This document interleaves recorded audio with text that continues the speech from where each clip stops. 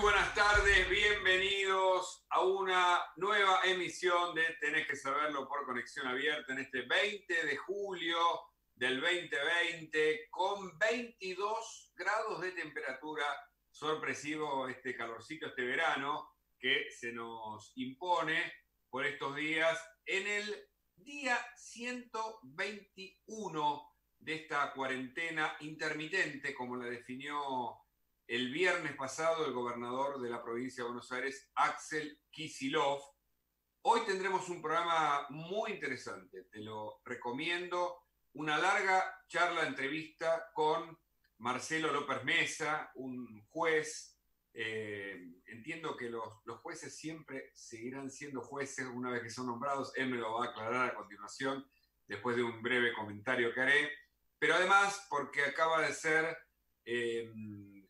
nombrado miembro de la Academia de Ciencias de Buenos Aires, él es miembro de la Academia de Letras, así que con él vamos a hablar muchísimo. Estuve repasando en detalle su exposición sobre el tema de la libertad de expresión, es un tema que nos va a ocupar durante esta jornada. Gracias a Julia Sánchez por la operación técnica, Daniela Ferrín, por supuesto, Adrián Di Sanzo, todo el equipo de Conexión Abierta. Antes de saludar a Marcelo López Mesa, haré un comentario breve que tiene que ver con esto del día 121 de la cuarentena interminable, ya que el presidente Alberto Fernández habló y señaló que estamos muy lejos, pero muy lejos de ganar la batalla.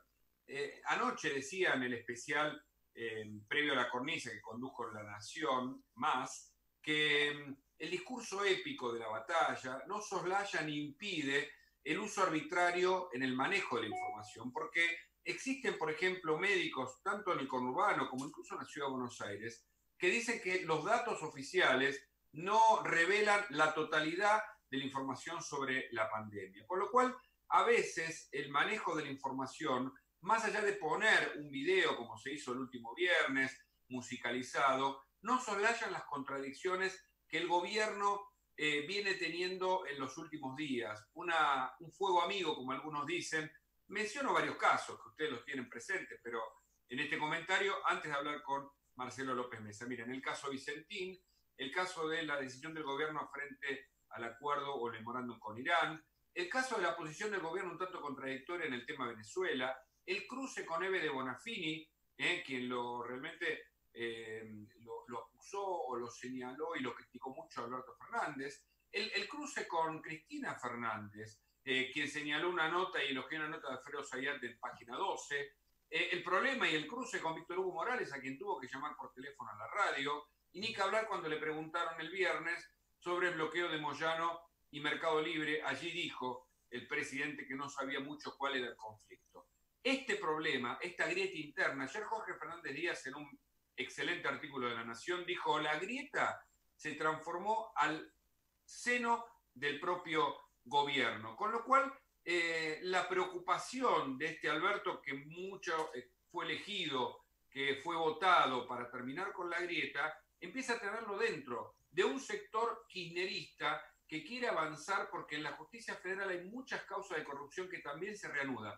Mañana se reanuda la causa de la ruta del dinero K, pero la semana pasada, y le voy a preguntar seguramente a López Mesa por algunas decisiones allí que están ocurriendo, la Sala 1 de la Cámara Federal, cuando se refirió a una etapa de la megacausa Cuadernos, estrictamente a la que habla sobre el posible lavado de Fabián Gutiérrez, el ex secretario de Cristina Fernández que fue asesinado, se refiere a que los secretarios todos se hicieron millonarios de repente y que además fueron parte de una organización para un traslado del dinero sospechado de ser un dinero de la corrupción, y que esos millones puestos en casas, en cuentas bancarias, en bienes lujosos, en estancias y en propiedades, digo, pensando en Lázaro Báez y otros secretarios, Fabián Gutiérrez, Daniel Muñoz, Campillo, hay un montón que rodearon ese kirchnerismo, son causas que están allí y que van a avanzar indefectiblemente en la justicia, y que, como me dijo un funcionario hace pocos días, solo se pueden tapar instalando otro tema. Por eso me parece que el problema que tiene el gobierno lo tiene en su propio seno, en su propia interna, cuando hay una avanzada incluso para criminalizar al periodismo de investigación, cuando se pretende una reforma judicial, cuando ahora mismo el Consejo de la Magistratura está analizando ¿Qué hace con el pedido para remover a jueces que fueron nombrados durante el anterior gobierno? Cuando no sabe bien qué decir Alberto del bloqueo de Moyano, que además de ser impopular, puede contradecir lo que señaló en abril, cuando habló del inmenso Hugo Moyano y de un líder sindical ejemplar. Todo ese problema que tiene el gobierno en este caso, que hoy nos lleva hacia adelante, hablan, cuando Alberto quiere bajarle el tono, de que quiere explicar lo inexplicable. Bienvenidos a Tenés que saberlo con Conexión Abierta. Ya saludo a Marcelo López Mesa. Un gusto tenerlo en este programa. ¿Qué tal, Marcelo? Buenas tardes. Buenas tardes, Hugo. ¿Qué tal? ¿Cómo estás vos? Bueno, primero felicitarte por tu último nombramiento. Yo no sé cuántos van, no quiero tal vez meterme en todo tu enorme currículum, pero bueno, el de ser ahora parte de la Academia Nacional, entiendo, o de Buenos Aires de Ciencias, más, Academia Nacional de Ciencia de Buenos Aires. ahí está, más el nombramiento en el que pude estar cuando no estábamos en cuarentena, por supuesto, como miembro de la Academia Nacional de Derecho, son dos cocardas, dos reconocimientos a una obra de un hombre joven, porque creo que estamos cerquitas en edad, que produce, que genera, que analiza, que reflexiona, y digo que produce intelectualmente. Este paper sobre la libertad de expresión que leí y que mencionaste allí en el nombramiento, me parece súper interesante. Si tuvieras, yo te voy a hacer una pregunta que está ahí y que vos mismo te planteas respecto a la libertad de expresión, ahora comparándola con aquella del siglo XIX, con el auge de los periódicos. Si tuvieras que plantear un eje en la problemática de la libertad de expresión, Marcelo, ¿dónde te pararías inicialmente para analizarlo? En que hay que rescatar el valor de la verdad. Ok. En este país se ha perdido el valor de la verdad. Es más, hay gente que directamente sostiene que no existe la verdad. Eso es una locura. Eso es un delirio, eso de que no existe la verdad. Porque por lo menos la verdad jurídica existe. Es Correcto. cuando hay una sentencia firme, la cosa jugada hace verdad.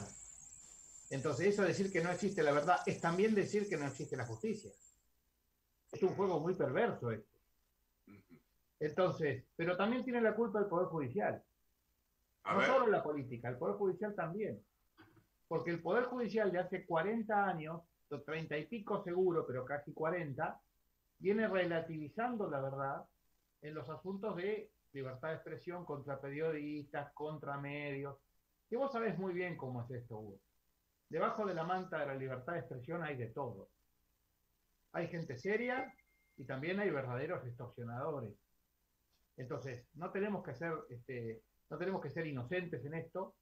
Yo creo que el Turco Asís, que es un espíritu independiente, acertó en algo que dijo. Dice, el problema de este país es que todos dicen la verdad cuando se trata del otro, pero de sí mismos no.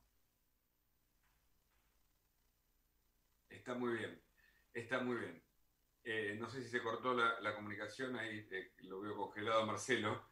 Mientras sigo, porque ahora seguramente se retoma la comunicación, en una de las carillas de su escrito sobre libertad de expresión, quiero remitirme a una pregunta que él se hace, que se la quiero hacer, por supuesto, ahora seguro lo tenemos de nuevo, estoy buscándola exactamente.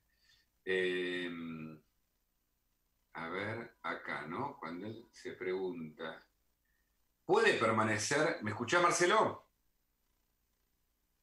Él dice, ¿puede permanecer la libertad de expresión detenida en el siglo XIX en tiempo de redes sociales, de crispación, de fake news, de discursos de odio que incitan crímenes de odio, intrusión a la intimidad y porno venganzas?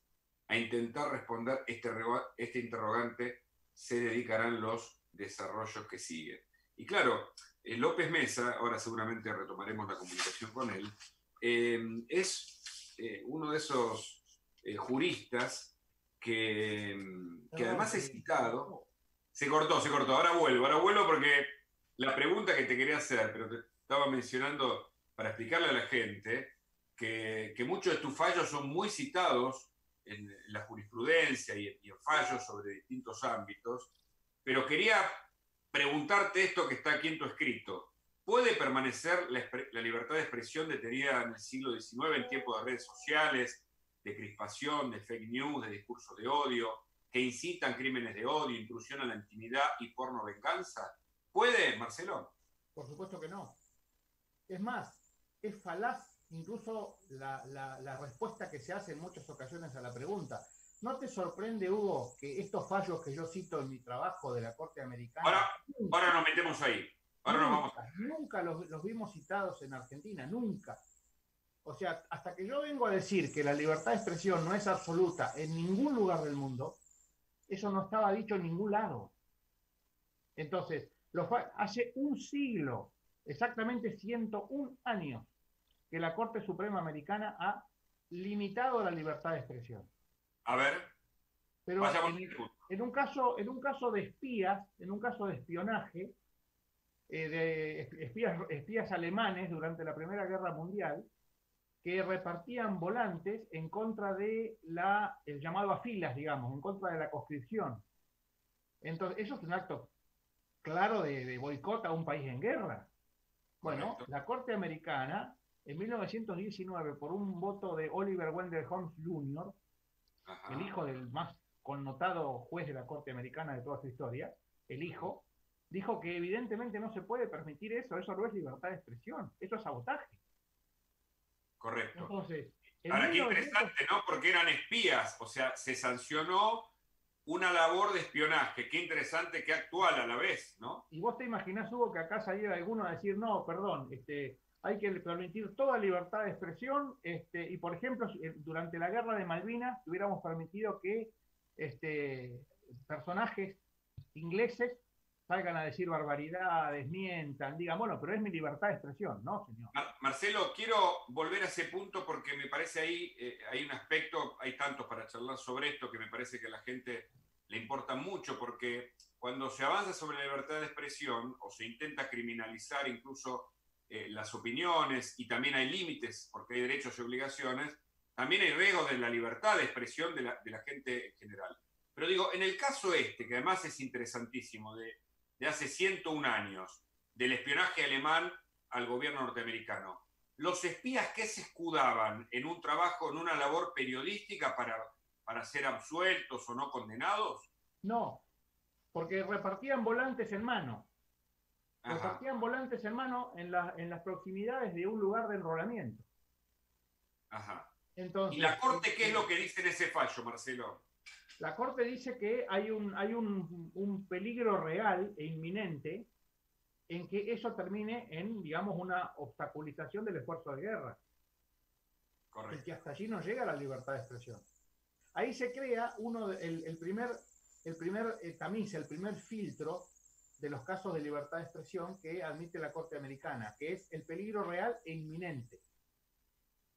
Cuando tenemos un peligro claro, real e inminente de que los dichos se transformen en un atentado a la seguridad nacional, ya no es libertad de expresión. Es otra cosa. Correcto. Esta pauta de la libertad de expresión con ese límite duró 50 años. Y en 1969, la Corte Suprema de Estados Unidos da una vuelta de tuerca más y le suma otro parámetro, otra pauta, que es en el caso Brandenburg, que era el caso de un activista del Ku Klux Klan. En ese caso, lo que se empieza a indagar es si los dichos aún ilícitos, porque ellos dicen en ese caso que los dichos aún ilícitos están protegidos, siempre que no pasen en forma inminente a hechos.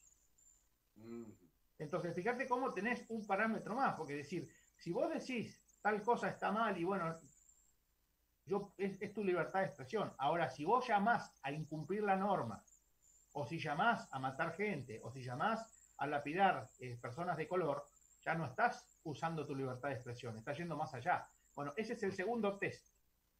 Si esos dichos pueden pasar a los hechos rápidamente, en forma inminente, ahí tampoco tenés libertad de expresión. Esto, yo te voy a dar un ejemplo. Esto es como si vos decís que la libertad de expresión incluye tu derecho a gritar fuego en una sala atestada de gente. ¿Cómo termina si en un cine, con las luces apagadas, un loco empieza a gritar fuego, fuego, airadamente? ¿Cómo termina? Con contusos, heridos, capaz que algún muerto, alguna criatura. Eso no es libertad de expresión. Entonces ves cómo la cosa va cambiando, pero hay algo más.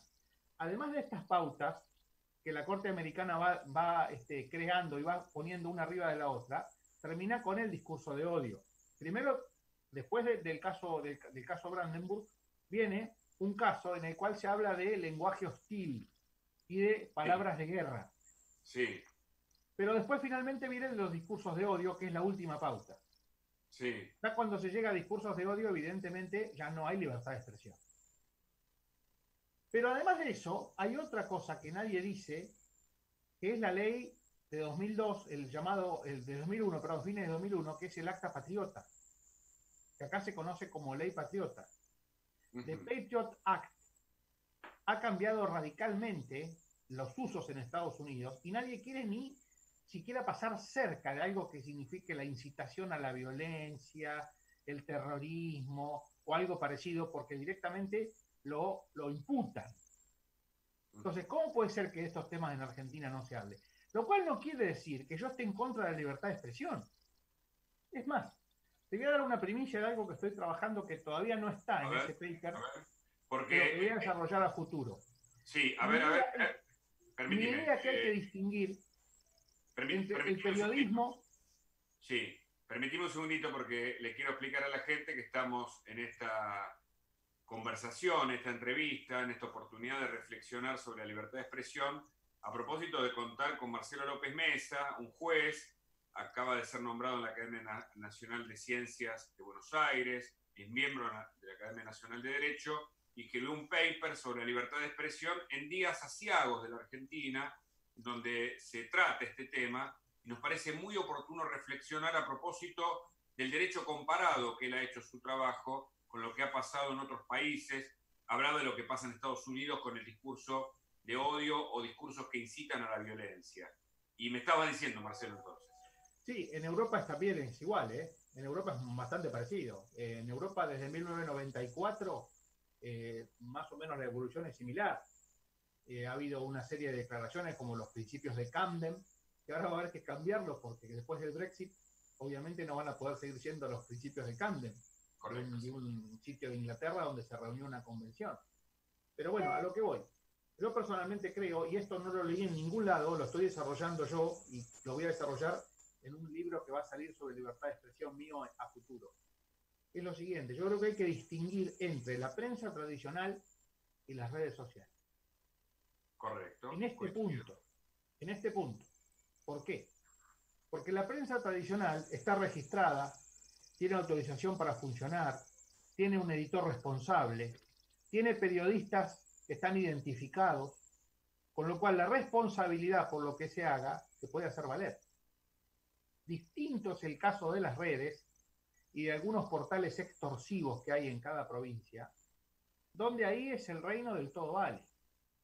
Es muy diferente una cosa que la otra.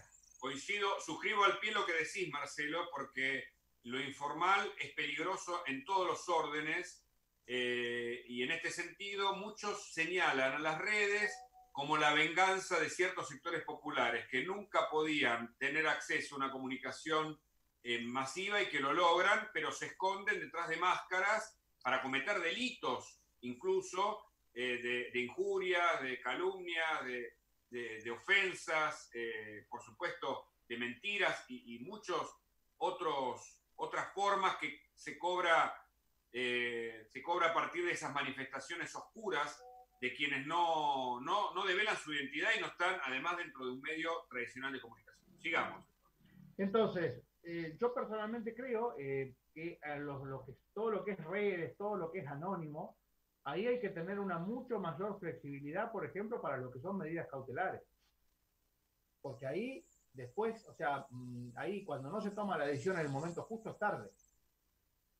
Entonces, hay un caso judicial americano, porque para los que dicen, suponete que la censura previa no se puede. Eso es mentira. Hay un artículo del Código Civil y Comercial que muy poca gente conoce porque está fuera del lugar ubicado, que es el artículo 52, que permite un mandato inhibitorio en aquellos casos en que alguien se entere, por ejemplo, que van a atentar contra su dignidad en un medio. Correcto. Entonces, hay quien dice que esto puede ser una herejía. Perdón, uno de los estados más conservadores de los Estados Unidos, que es el estado de Maine, su Corte Suprema autorizó en el 2014 un acto de censura previa, un mandato inhibitorio, justamente respecto de redes, no de diarios. Correcto. En el caso Clark contra McLean. Correcto, esa distinción me ayuda mucho porque, a ver si te voy siguiendo en tu exposición. Por un lado, vos hablás de los peligros de una supuesta libertad de expresión que incita al odio, al terrorismo, que tiene su antecedente en la Corte Suprema con el espionaje que hacen los alemanes, que atentaba contra un gobierno, lo que pasa en Europa cuando la justicia interviene para evitar y limitar cierta expresión que pueda ser perniciosa o perjudicial para las sociedades.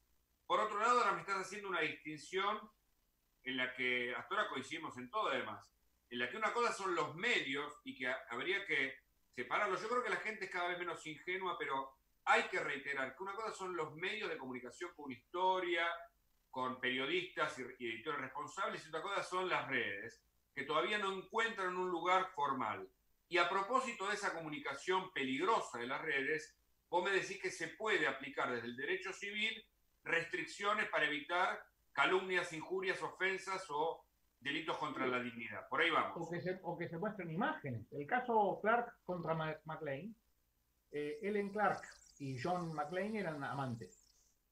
La señorita Clark parece que se entusiasmó en exceso y no tuvo mejor idea que ir a contarle a la esposa de McLean. McLean abrió un sitio en una red con el nombre de Ellen J. Clark y le puso que en una semana iba a haber fotos explícitas de esa mujer en relación con él. Esta mujer fue a la justicia americana, evidentemente tuvo un buen abogado, evidentemente dio con un buen juez, porque no es normal que en una semana, 10 días, se pueda obtener una medida cautelar. Y la Corte Suprema de Maine lo llamó a McLean y le dijo, mire, si usted sube las fotos es desacato. Y nadie en su sano juicio, digamos, confrontaría con un juez americano, hay que estar loco. ¿Por qué? Porque esa gente tiene poder en serio. No es como acá que todo risa, todo broma, que al final no pasa nada, no, raramente pasa algo. No. Esa gente, si a vos te dice esto es desacato y usted se va preso porque el juez lo dice y se acabó. Ahí la independencia del Poder Judicial es absoluta. Lo hemos probado en algunos juicios contra la Argentina, que incluso el gobierno americano quería interceder ante un determinado juez. ¿Te acordás, Griesa?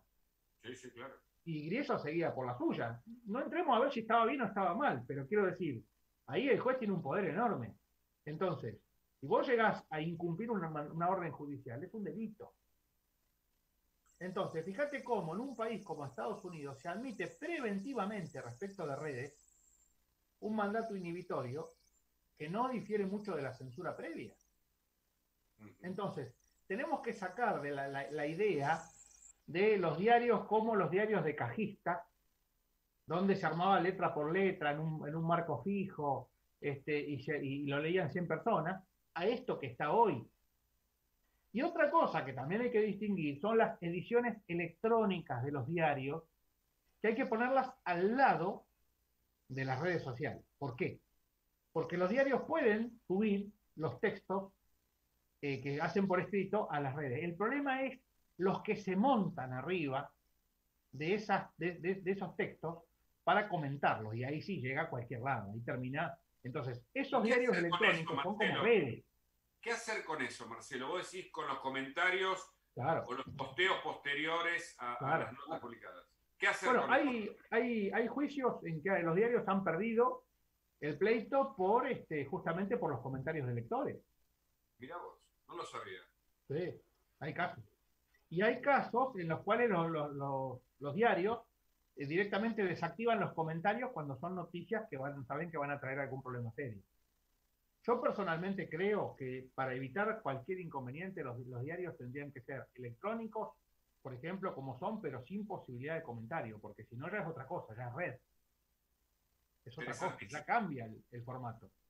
Hablamos con Marcelo López Mesa. Te hago una pregunta, siguiendo en esta misma línea interesante de la historia, de la libertad de expresión, de Y los te límites. cuento algo más, si me Sí, permitís. claro, claro.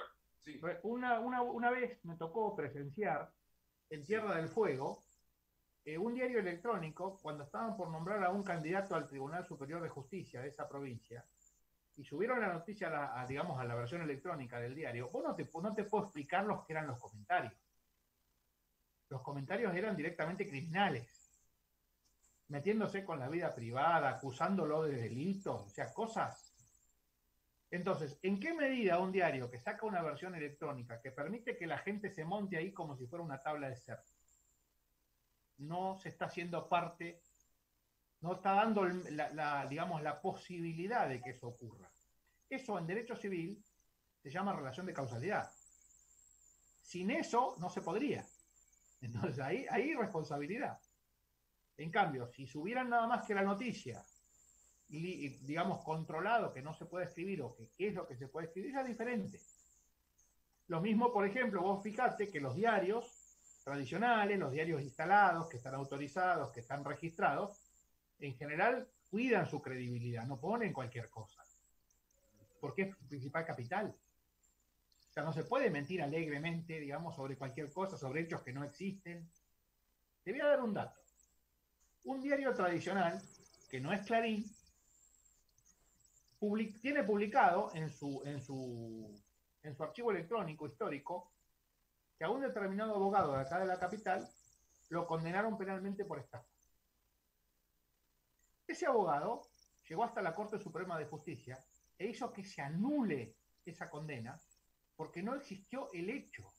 Fue todo un armado. La Corte Suprema, en sentencia firme, dijo que ese hecho no había existido.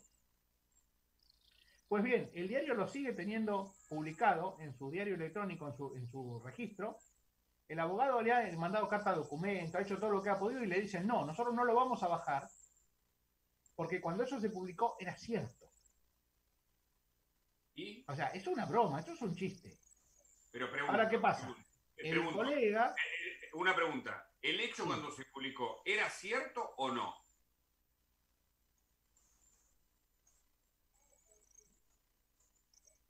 Marcelo, te preguntaba, porque es interesantísimo este caso, nunca lo había escuchado tampoco. Cuando ese hecho se publica sobre ese abogado, ¿el hecho existía o era también un invento? Bueno, estamos con Marcelo López Mesa, estamos siempre en las dificultades. Ayer nos pasó en La Nación, pasó en el especial coronavirus y pasó luego en la cornisa también.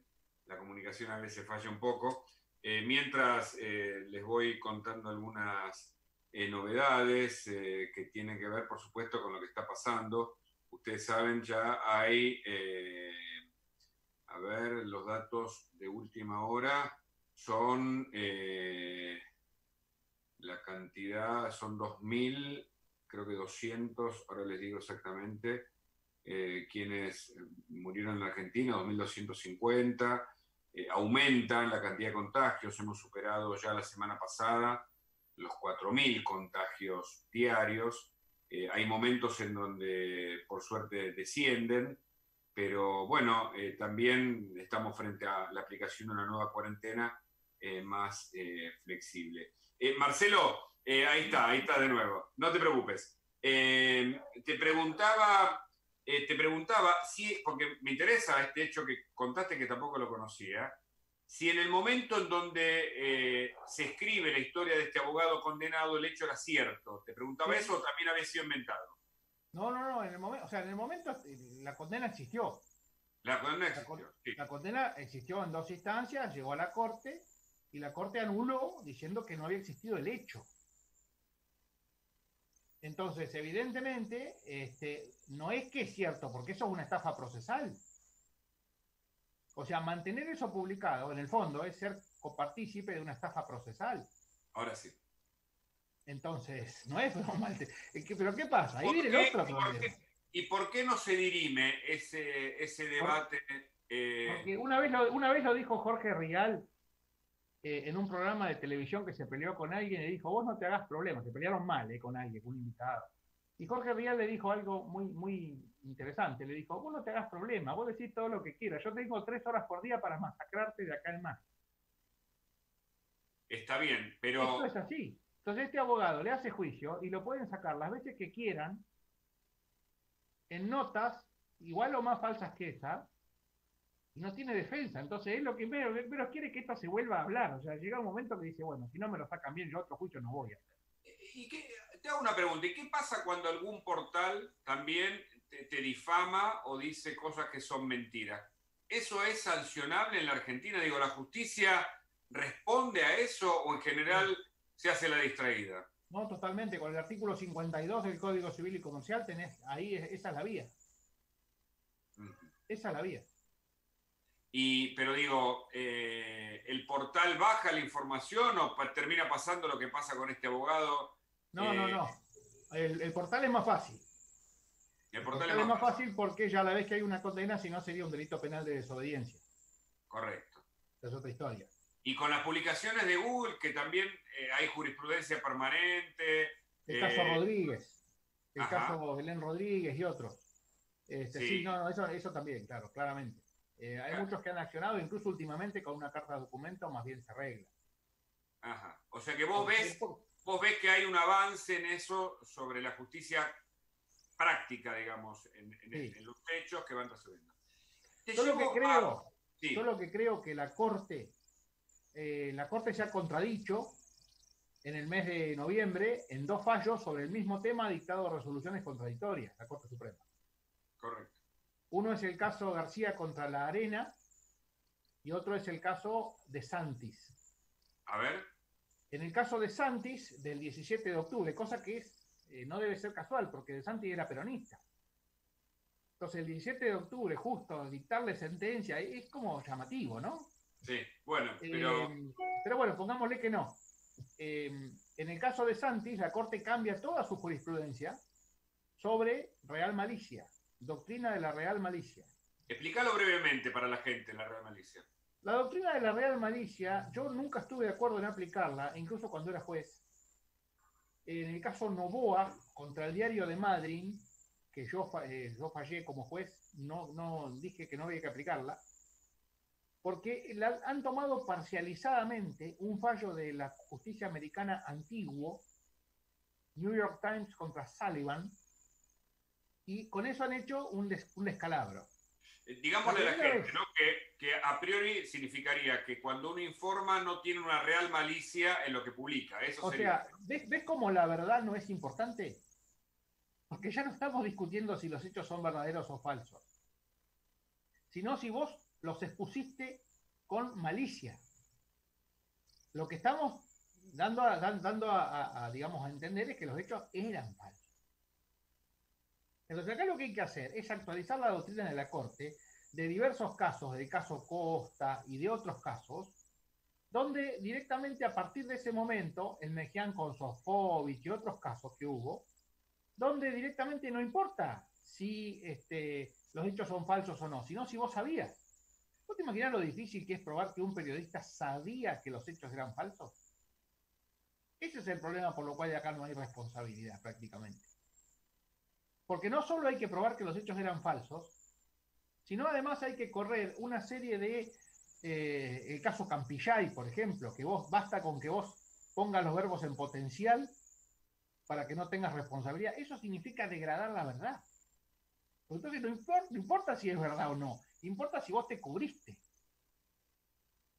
Entonces, esto es un juego de malicias en el fondo. ¿Por qué? Porque entonces empiezan con los potenciales. Sería, habría, y te hacen imputaciones terribles en los medios con verbos potenciales. Y la gente automáticamente lo traslada y lo toma como efectivo, como una aseveración. Estabas contando 2 hechos y te quiero hacer una pregunta.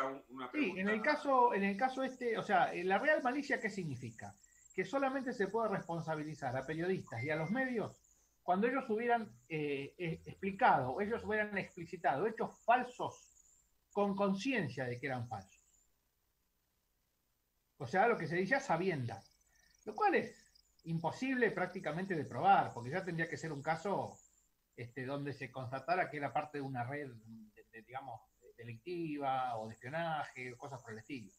En el caso de Santis, la Corte vuelve de su doctrina tradicional desde Mejía con Sofovich para acá, y lo que dice en este caso es que el hombre, pese a ser un funcionario público, tenía derecho al honor y que entonces no se podía tolerar cualquier cosa. Porque hasta ese fallo había que tolerar cualquier cosa cuando uno era funcionario público. En vez, 20 días después, el 5 de noviembre, en el caso García contra la Arena, la Corte vuelve a su doctrina tradicional y dice que no, que la libertad de expresión es fundamental para un Estado democrático y a llorar a la Iglesia. Entonces, fíjate qué siempre hablando de información falsa, ¿no es cierto? Los dos casos. Claro, es que si la información es verdadera, vos no tenés problema. Claro. Te hago una pregunta. Justamente porque existe antes existía lo que se llamaba exceptio veritatis, la excepción de la verdad. Es decir, yo pruebo que lo que digo es verdad. Entonces ahí ya está, si es verdad, es verdad. Ahora bien, ¿qué pasa? Es verdad, pero tiene que ser sobre hechos relevantes, porque vos no te podés meter en la vida privada de la persona si los hechos no son relevantes con un interés público. Suponete que vos salgas a decir que determinada persona tiene HIV. Y es una persona común, un vecino tuyo, que no se mete con nadie, que no le importa a nadie. Eso, por más que sea verdad, a vos no te exculpa. Porque sería intrusión en la intimidad, artículo 1770 del Código Civil y Comercial. Sí, si no tiene la dimensión o la dimensión pública o el llamado interés público. Claro. Te quiero hacer dos preguntas. Una, como se dice, poniéndome en abogado del diablo, y la otra, yendo en un punto más a fondo. La primera es, ¿vos no considerás que si existiesen, por la aplicación de este fallo al que vos aludís, que no tiene tanto en cuenta la verdad, sino la real malicia, etc., si existiesen más restricciones a la libertad de expresión, la ciudadanía finalmente conocería menos porque los periodistas estarían más limitados para publicar, por los miedos que tendrían por las sanciones, y eso en definitiva hace que nuestra democracia pierda el valor informativo? ¿No considerás que hay un riesgo ahí en sancionar de manera excesiva o como sea la expresión de los periodistas en particular? No. Yo creo que hay que sincerar la cuestión. A ver. En primer lugar, hay que cortar con el tema de la discriminación a la INADI, con las inspecciones de oficio de la FIP y otras cosas que son extras y que a la gente la esmerilan como para que no siga por ciertos caminos, pero a su vez el ejercicio de la libertad de expresión tiene que ser responsable. Esto como si no, como un amigo mío que es médico, que él tuvo una vez un juicio de mala práctica hace mucho, zafó, y de ahí en más se insolventó. Y entonces él tiene el particular criterio que las profesiones se ejercen mejor desde la insolvencia. O sea, en el fondo es eso. Si vos decimos, no, porque a los periodistas hay que protegerlos, porque entonces, si no, la verdad. ¿Y a la gente? ¿Quién protege a la gente? Entonces, pero, lo que hay que hacer... Coincido y suscribo en un todo con vos. Ahora, vos decís, parte de la responsabilidad es de la justicia en encontrarnos, y coincido, en encontrarnos en una situación como la que tenemos en la Argentina hoy, un país que es un manicomio con desigualdades pronunciadas. Digo, en estos países en donde se utilizan el poder de funcionario, esta carga pública, este peso, definitivamente para llenarse mochilas y aprovecharse de la función pública, ¿no hay ciertos riesgos ahí? Vos como jurista te lo pregunto a propósito. Bueno, a esos casos vemos que se aplica la real malicia, justamente. A los funcionarios públicos, todo lo que tiene que ver con el Estado. Ahí se le aplica la real malicia derecho. Yo creo que hay otras pautas sin llegar a la real malicia. Hay otras pautas. Por ejemplo, el tema de la verosimilitud de la información. La información tiene que ser verdadera o por lo menos verosímil. Correcto. Si la información es verosímil, es razonable, el periodista no tiene responsabilidad si luego se demuestra falsa. No, pero además hay un montón de portales que dicen barbaridades hoy, claro, y nadie puede hacer nada. Parece como que ¿Vos te pueden acordás decir de lo que cómo? quieren, pueden infundadamente calumniarte, decirte cualquier cosa que no tienen base en la verdad y ahí están, ¿no? ¿No es ¿Vos te cierto eso? acordás el caso de Luis Delía?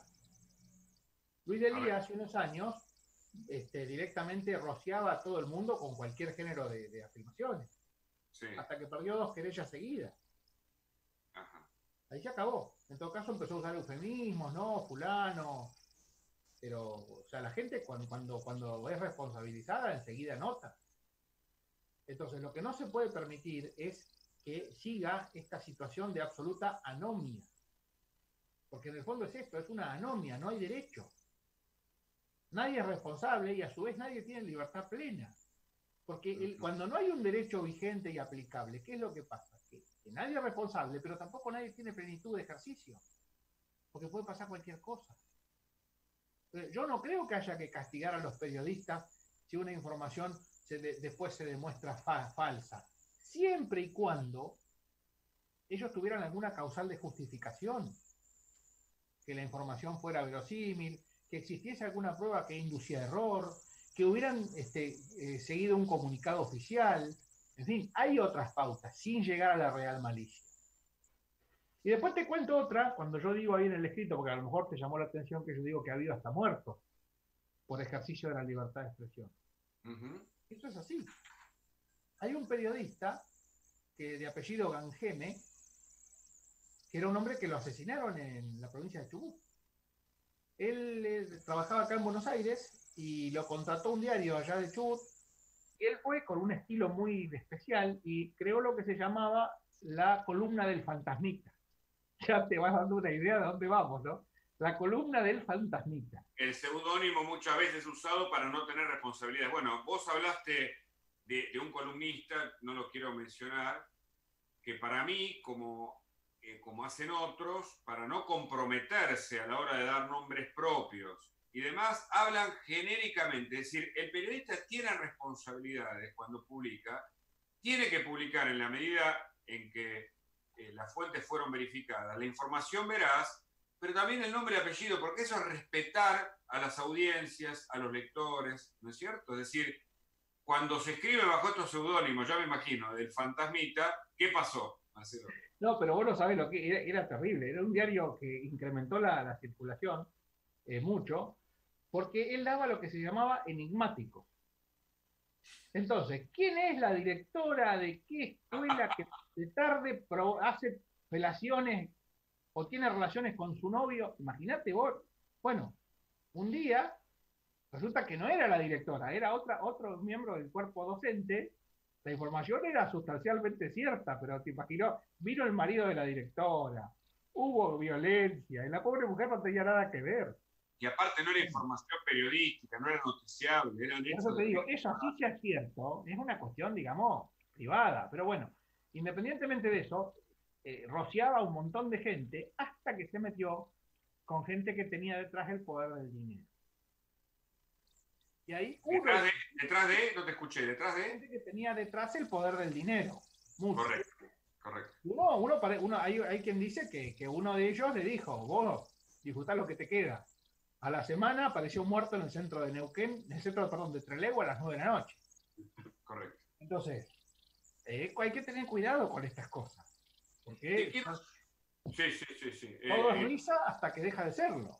Totalmente, totalmente. Y además cuando se mete con la vida privada tenemos que explicarle a la gente que los hechos son noticiables cuando tiene una dimensión pública, cuando particularmente tratan sobre funcionarios públicos porque ejercen y están en la obligación de administrar la cosa pública y en ese sentido esos hechos son noticiables, pero la vida privada, el círculo íntimo, vos lo sabés mejor que nadie, está reservado para las actividades propias de cada uno.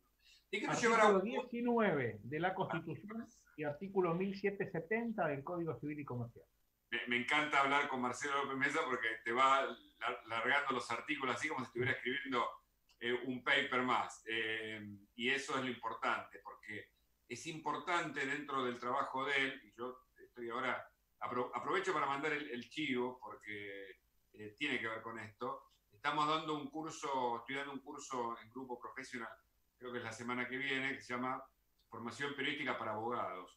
Y ahí pasa lo contrario. Marcelo lo tiene muy claro porque expone y escribe para todos los lectores, pero muchas veces pasa que en la jerga de ellos, como en la jerga de los médicos y en otras jergas o ámbitos, se utilizan a veces tantos tecnicismos que la gente no lo entiende. Eso viene del latín y de otros momentos históricos donde las universidades eran conformadas por la religión para estudiar eso. Bueno, luego se ha democratizado y hoy estamos, digo, los abogados particularmente, casi en la obligación de comunicar de manera efectiva, concreta, aportando los datos, los números de las leyes y demás en los artículos, pero pudiendo tener esta conversación como estamos teniendo con Marcelo, en donde cualquiera puede entender lo que él está explicando, por más que sea bien técnico y bien jurídico.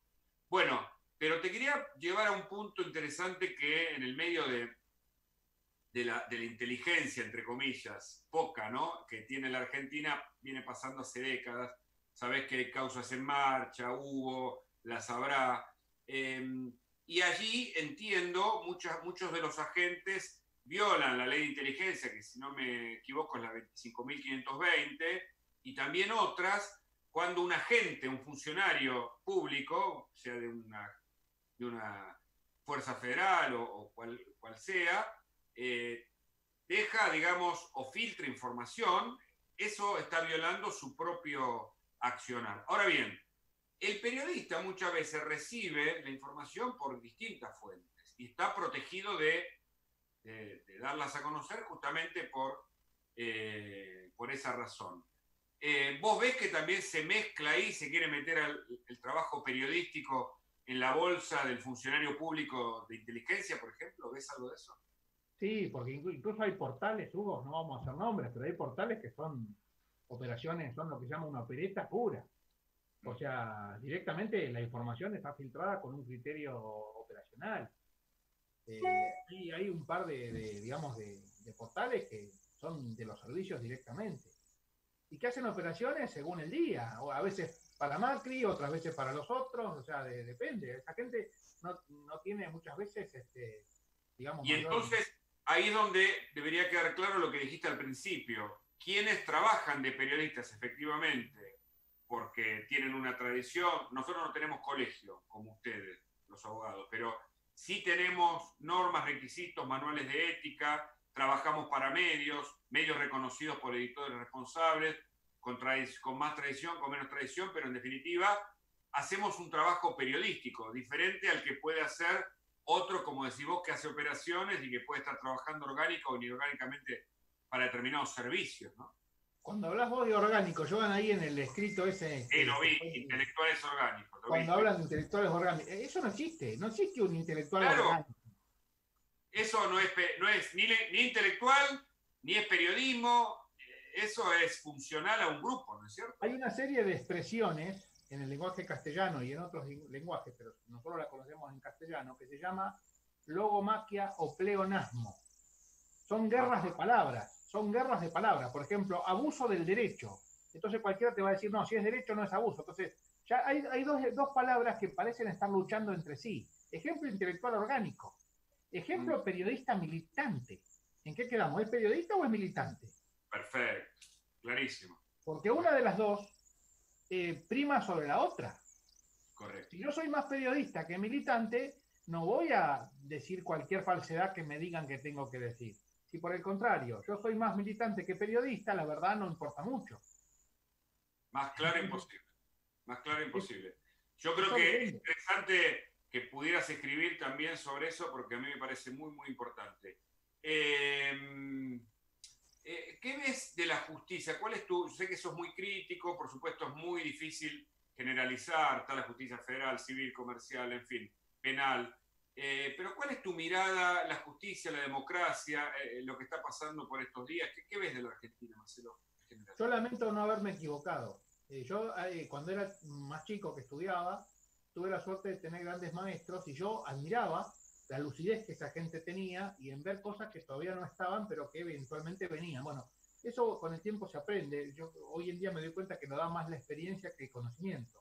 Y sobre todo el pensar independientemente, sin que a uno lo lleven cualquier viento o lo modifique algo que le dicen o lee. Cuando uno tiene el pensamiento objetivo, trata de que no dejarse influenciar. Y entonces ve las cosas. Yo lamento no haberme equivocado cuando yo dije que de esta crisis la justicia iba a ser la más dañada de los poderes del Estado. Y de hecho así está siendo. El episodio de que la Corte quiso levantar la cuarentena y duró una tarde esa decisión, y porque después inmediatamente volvieron a mantenerla, eso le ha hecho un daño terrorífico a la Corte Suprema de Justicia y al Poder Judicial. Porque lo que la gente entiende es que o hubo una chapucería, o hubo una improvisación, un apuro, digamos un exceso de apuro, o los ajustaron. Alguien eventualmente los hizo cambiar de idea. Entonces, en cualquier caso, eso es pésimo. Correcto.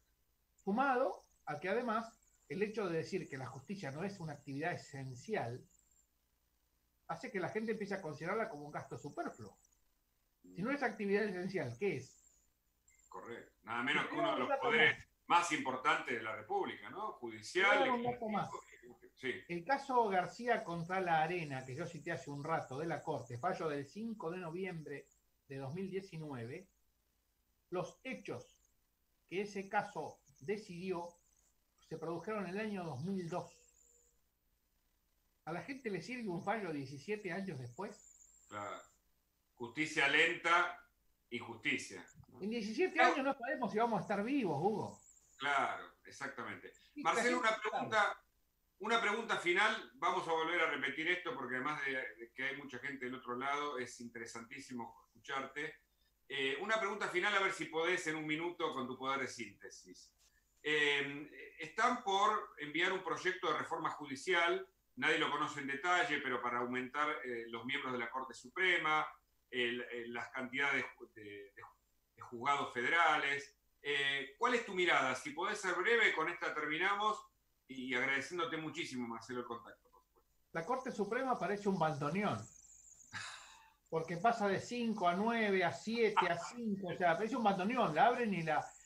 A ver, a mí no me preocupa que la Corte tenga 5 o tenga 9. Lo que está visto es que con 9 no puede funcionar como funciona con 5. Es decir, ahí tendría que haber salas o algún otro tipo de cosas.